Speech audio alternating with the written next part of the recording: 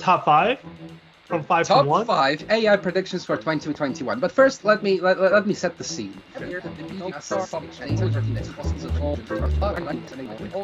Into the ultimate AI predictions list.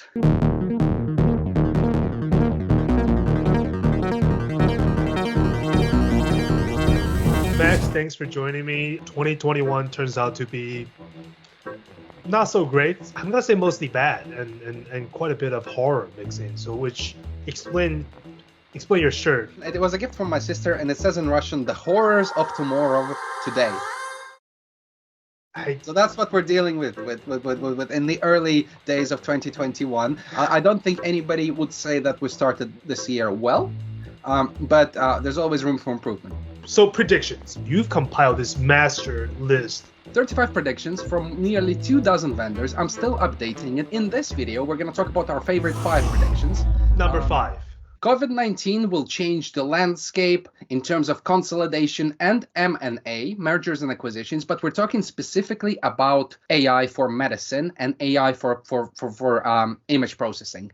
This prediction from Elad Wallach, CEO of ADoc, is interesting because he knows that there is a significant glut of machine learning companies that develop algorithms for image analysis competing for an increasingly finite amount of resources. And if you followed Aibusiness for any period of time, you've certainly seen this. Right. It's also, we actually reported on Aibusiness podcast before, a plug on the podcast also. Like, this is not, it doesn't mean doctors will be gone and obsolete, but it just means that it kind of enhance their job, enhance their skill set. They can spend more time on what's important and have the machine do the preliminary scan to figure out what the problem is. So that's something to look forward to. And because we don't have SAP here, so we're going to stay positive. Okay, are you ready for number 4? Increase in productivity will be the biggest benefit of industrial AI. In this prediction from Bill Scudder, GM of AIoT solutions at Aspen Technology, highlights what everyone wants from AI is financial benefit. It's not enough to just be sexy. It's not enough to work. You need to deliver financial value because these projects are expensive. Spinning them up is expensive. Scaling them is expensive. So Bill notes that through the adoption of industrial AI, next generation asset optimization solutions, so basically the software that makes your hardware work better, can be implemented without data science experts. And this ties into the thing we've been talking about before about low-code and no-code approaches to AI. The idea that to reap the benefits of AI, you don't necessarily have to be a data scientist or have a team of experts. Right. So it sounds like it's a process that make AI for other industries across verticals, and it's not like a very limited, a prestigious product, but it's just something that everybody can just tap into and throw money into, but also reap the benefit almost right away. Is that correct? Absolutely. Yeah. So this off-the-shelf functionality is something that many people want in there, so if we can do that, great. Our favorite prediction number 3 comes from Anoop Dewar, VP of Product Management at GitLab. Now, GitLab loves DevOps, and it has fallen in love with AI Ops. And these started as completely unrelated concepts. DevOps for agile development and deployment, right? And AI Ops for just like easing the path of AI projects from kind of like from development to production and just generally orchestrating more things with AI. So these two trends are merging. AI Ops, which can essentially, like do things like up to and including your data center control, and DevOps, which essentially, like allows you to make really impressive software really quickly. Those two things are going to become one. I guess if I'm playing an end user, which I am, and you are, everybody is at some point, what does that mean for me? Faster model deployment. That means that AI products can get from the drawing board to the data center and to your end user device, which is like a laptop or a smartphone, much quicker than they used to. It took the industry 4 or 5 years to embrace DevOps fully, so we can probably expect a similar journey for AI Ops. And is there anything that you yourself are most looking forward to, a product you can hold in your hands like in 2021? One thing that I think there's a gap in the market for is kind of like AI-based tutoring, and this can take many forms. So we have AI-based tutoring for education, but how about video games? Video games are a very important part of popular culture. How about an AI tutor which looks at your game performance, for example, in Warzone, on PlayerUnknown's Battlegrounds, or Fortnite?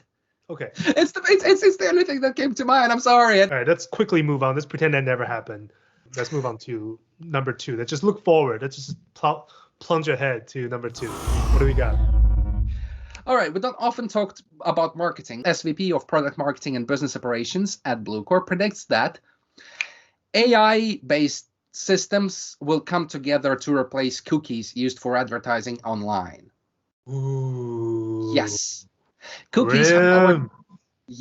Cookies have powered online advertising for decades, and in Europe there are even specific laws that guide the use and storage of cookies, right? And you have to issue a warning that you're actually collecting them. And the idea that the industry could migrate from this very familiar, very well understood technology to something that's algorithm driven and might actually collect more data about you than you realize.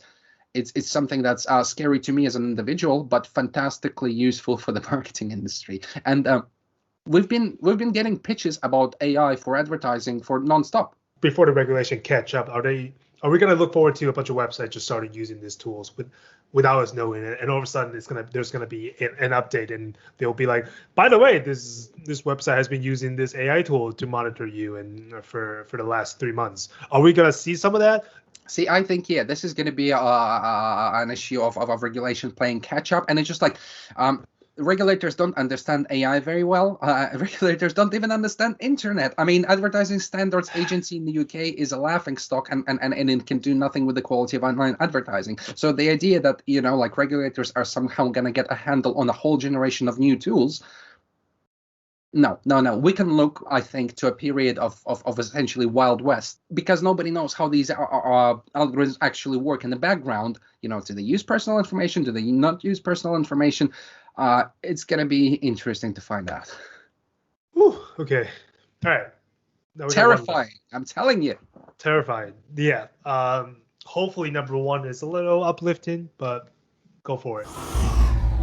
I really like the number 1. Data annotation will become the next big side hustle in 2021.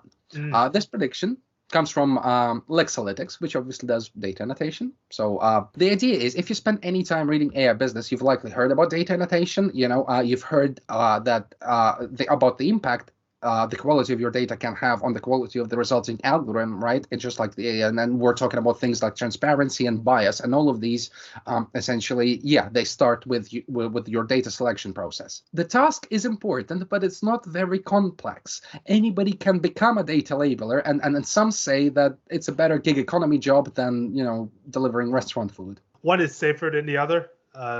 Okay, that's just hypothetically somebody's interested in doing this. What would the process be like? Well, that's the thing. It started very simply with things like Amazon and Mechanical Turk. So people have been doing this for years. But Lexalytics says that there has been a race to the bottom in pricing. Annotations are crowdsourced, well below minimum wage, even in industrialized nations. But as AI sees success in industries requiring expertise, data labeling might actually require the input of, for example, healthcare experts or law experts. They will be remunerated very differently from somebody who just has to say whether an image features some road signs. Digitizing some of the more complex stuff, some of the more expert stuff, and once we do that, AI systems are going to become so much more useful. It's been a rough start, but I'm looking forward to record our first episode of AI Business Podcast for 2021 next Wednesday. Hopefully we can all get our things in order and come together. So for anybody who's interested, just go on aibusiness.com. Everything is on there, including Mac's list. Let's catch up somewhere in the middle of the year and see where all those 5 things go and if we want to make any changes. How's that sound? That sounds fantastic. Thank you, TN. And now go tend to your child. I will. Yeah. Where is he?